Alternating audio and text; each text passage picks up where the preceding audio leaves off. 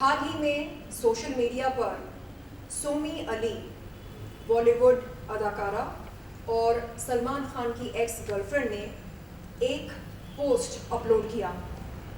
वो पोस्ट क्या था, ये देखिए। ये था वो पोस्ट जिसे अपलोड करने के कुछ देर बाद सोमी अली जी ने इस पोस्ट को डिलीट कर दिया।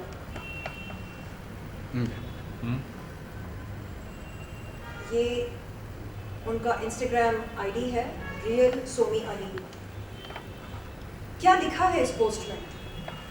इसमें लिखा है, more to come, ban my show in India, then threaten me with a lawsuit, you coward piece of shit, screw your lawyer, I have 50 lawyers here to protect me from the cigarette burns, the physical abuse and the sodomy which you put me through, and it lasted for years, so go fuck yourself, you male chauvinistic pig, and shame on all the female actors who support this guy who has beaten several women, shame on all the male actors who support him, bring it on, you weakling, and make sure you wear your insoles given your height is 5'6". It's time to go to war. Go fuck yourself. Hashtag truth. Hashtag better watch out SK. Hashtag predator. Hashtag woman beater. Hashtag wartime. Hashtag sadist. Hashtag Somi Ali. सवाल ये पैदा होता है कि ये post Instagram पर upload करने के कुछ देर बाद सोमी अली जी ने इसे डिलीट क्यों किया? क्या उन पर कोई दबाव बनाया गया था? ऐसी क्या मजबूरी थी? सोमी अली जी को इस बात का खुलासा करना चाहिए। सोमी अली जी को मीडिया के सामने आकर बताना चाहिए कि उन्होंने सलमान खान पर ऐसे संगीन आरोप क्यों लगाए और इस पोस्ट को डिलीट करने के पीछे क्या कारण है। लोग कहते हैं, अरे सोमी अली तो पाकिस्तानी है, हम उन्हें क्यों सपोर्ट करें। बात यहाँ पर भारत और पाकिस्तान की नहीं हो रही है, बात यहाँ पर महिला के यौन शोषण की हो रही है। तो क्या अगर सोमी अली जी पाकिस्तानी हैं, क्या वो हमारी बहन नहीं हो सकती? क्या हम उन्हें अपना बहन नहीं मान सकते? ये कैसी बात हुई? अगर वो पाकिस्तानी महिला हैं तो क्या हम उनके प्रति सहानुभूति नहीं दिखा सकते? मैं आज आपके चैनलों के माध्यम के जरिए सोमी अली जी को ये आश्वासन देना चाहती हूँ कि वो जब चाहे भारत देश में आ सकती हैं। भारत देश किसी के बाप की जागीर नहीं है। वो जब चाहे यहाँ पर आ सकती हैं, अपने एनजीओ का प्रचार कर सकती हैं, यहाँ पर काम कर सकती हैं, अपने शुभ चिंतकों से मिल सकती हैं और उनकी सुरक्षा की जिम्मेदारी यहाँ की पुलिस की होनी चाहिए। हम तमाम भारतीय महिलाएं उनके साथ खड़ी हैं। हम उन्हें यहाँ पर एक मेहमान की तरह, एक बहन की तरह उनका ख्याल रखेंगे। क्या लगता है आपको कि वाकई सलमान खान जी जो आरोप लग रहे सोमाली लगा रही है, वाकई ऐसे है या क्या कहेंगे आप इस तरह से? जो सोमी अली जी के आरोपों में कितनी सच्चाई है, इसकी पुष्टि, जांच पड़ताल, छानबीन, तहकीकात, ये करने की जिम्मेदारी पुलिस प्रशासन की है। हम यहाँ पर पक्षपात करने के लिए नहीं बैठे हैं। हम केवल ये सवाल खड़े कर रहे हैं कि क्या यौन शोषण करना एक्सेप्टेबल है? क्या इसकी इजाजत देता है हमें ये समाज? और अगर महिला संगीन आरोप लगाती है तो क्या पुलिस प्रशासन को उन आरोपों को नजरअंदाज करना चाहिए या छानबीन करके पता लगाना चाहिए कि आखिरकार क्या हुआ। मैं विनती करती हूँ सोमियाली जी से कि वो भारत आए, भारत देश में आकर पुलिस प्रशासन के पास जाकर अपनी शिकायत दर्ज करें, क्योंकि जब तक शिकायत दर्ज नहीं करेंगी तब तक इस केस की तहकीकात शुरू नहीं होगी, तब तक पता नहीं चलेगा कि उनके आरोपों में कितनी सच्चाई है। सर जी, ये अक्सर क्यों होता है? लोग कई सालों के बाद, तनुश्री जी को ले लीजिए, कई सालों के बाद उन्होंने मीटू ला क्या कहा था, नाना पाटेकर पर, अब सोमियाली जी कह रही है, इतनी सालों बाद क्यों कहते हैं? पहले क्यों नहीं कहते? उस वक्त आवाज़ क्यों उठाता नहीं है? देखिए, बात यह है कि शुरुआत में जब हमारे साथ कोई हादसा होता है तो हम खुद को कसूरवार ठहराते हैं। हमें लगता है कि हमारी वजह से वो हादसा हुआ। अगर हम दोस्ती नहीं किए होते, अगर आरोपी के पास नहीं गए होते, तो शायद वो दर्दनाक हादसा नहीं हुआ होता।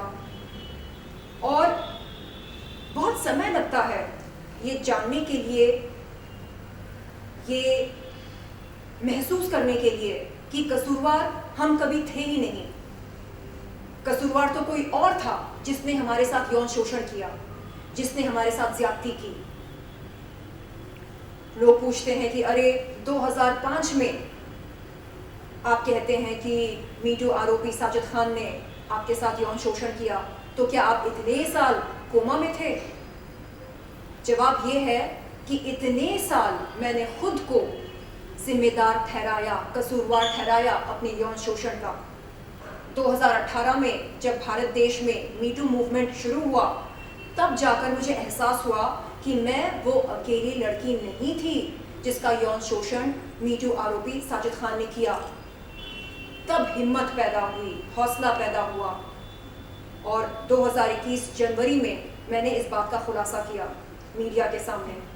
और हाल ही में मैंने पुलिस में जाकर मीटू आरोपी साजिद खान के खिलाफ यौन शोषण की शिकायत दर्ज की। इस पे भी आपके आरोप लगे कि आपने लाइमलाइट बटोरने के लिए आपने सब किया है अपने? हाँ, जब भी महिला सामने आकर यौन शोषण का आरोप लगाती है या कोई शिकायत दर्ज करने जाती है पुलिस में, उस पर सीधे सीधे ये आरोप लगता है कि वो ये सब केवल पब्लिसिटी बटोरने के लिए कर रही है।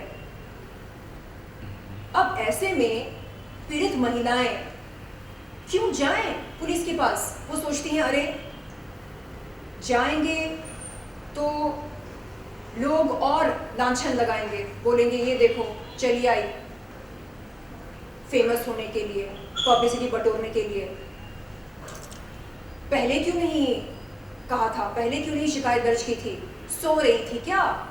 हाँ, बेहोश थी क्या? कोमा में थी क्या? हाँ, इस तरह के लांछन लगाते हैं। और जब जाती है वो पुलिस में पीड़ित महिला, तो पुलिस पूछती है कि क्या आपके पास कोई सबूत है? हम कैसे मान लें कि आपका यौन शोषण हुआ? अब ऐसे में महिला सबूत कहाँ से लेकर आए? अगर वारदात कई दशक पहले या कई साल पहले हुआ हो, तो महिला सबूत कहाँ से लेकर आए? पुलिस को महिला की शिकायत की कॉग्निजेंस लेकर एक एफआईआर दर्ज करना चाहिए। तहकीकात करने के बाद आरोपी को बुलाना चाहिए, पूछताछ करनी चाहिए, लेकिन नहीं। पुलिस कहती है आपके पास सबूत क्या है कि आपका यौन शोषण हुआ? क्या महिलाओं को अपने हैंडबैग में या ब्लाउज में स्पाई कैमरा लेकर घूमना चाहिए? हाँ, हम जब मिलने जाते हैं किसी से या किसी के घर जाते हैं, दफ्तर जाते हैं, स्पाई कैमरा लेकर जाएं? सबूत कैसे, कहां से लेकर आए? कैसे इकट्ठा करें? हम पूछते हैं अगर सच में ऐसा हुआ तो आपने उस समय क्यों नहीं बताया? क्योंकि उस समय हिम्मत नहीं थी। साजिद खान कोई मामूली इंसान नहीं है, वो बहुत बड़ा नाम है। वो फराह खान का भाई है। फराह खान कौन है? सलमान खान और शाहरुख खान की चहेती हैं। आज हिम्मत पैदा हुई और आज भी सवाल उठते हैं हमारी अखंडता पर, हमारी विश्वसनीयता पर कि आप सच बोल रही है। हम कैसे मान ले कि आप सच बोल रही है? पता लगाओ, तहकीकात करो, बुलाओ आरोपी को।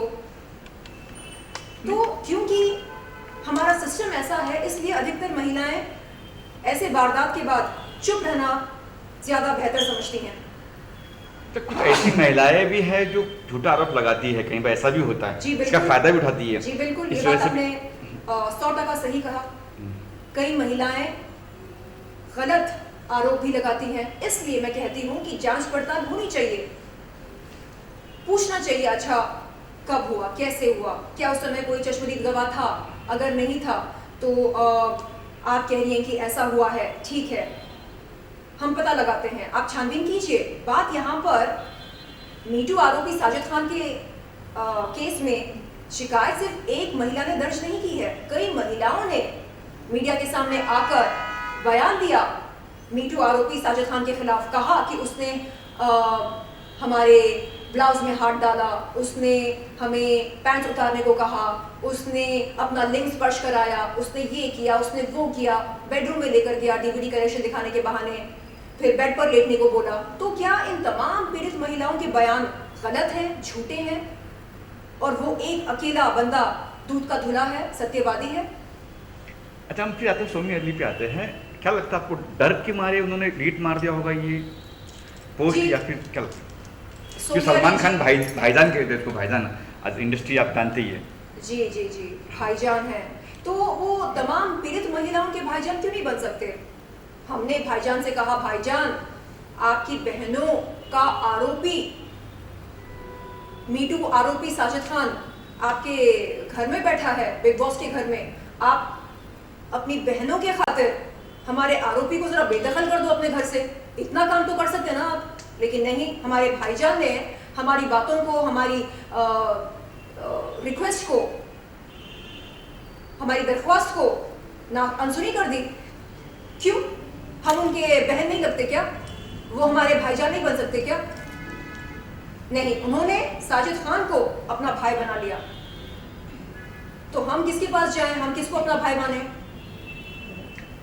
और एक चीज़ ये भी तो है मैम ना, कि वो बिग बॉस में है, टीआरपी मिल रही है उसकी वजह से, तो चैनल भी चाहता नहीं कि वो बाहर जाए, टीआरपी कम हो जाए, ये भी तो सोचता देखो, है। सीधी सी बात है, हॉलीवुड में हार्वे वेनस्टेन जो मीटू आरोपी था, उनको 23 साल की सजा हुई, इस समय वो जेल के सलाखों के पीछे बंद हैं। यहाँ बॉलीवुड में मीटू आरोपियों को किस सजा, कौन सी सजा मिली, क्या दंड मिला उनको? कुछ भी नहीं, आराम फरमा रहे बिग बॉस के घर में, सेलिब्रिटी स्टेटस मिल रहा उनको, हाँ, पैसे भी मिल रहे। क्या करना? अपना सर फोड़ लेना। उनकी मौजूदगी उस घर में हम तमाम पीड़ित महिलाओं के गालों पर एक करारा तमाचा है। अब मेरे ख्याल से उसको जिताए बगैर, विजेता घोषित किए बगैर घर से निकालेंगे नहीं। कई लोग बोल रहे हैं कि वो नॉमिनेशन में आता है, लेकिन जैसे तैसे उसको बचा लेते एविक्शन से। तो इसका क्या मतलब निकाला जाए?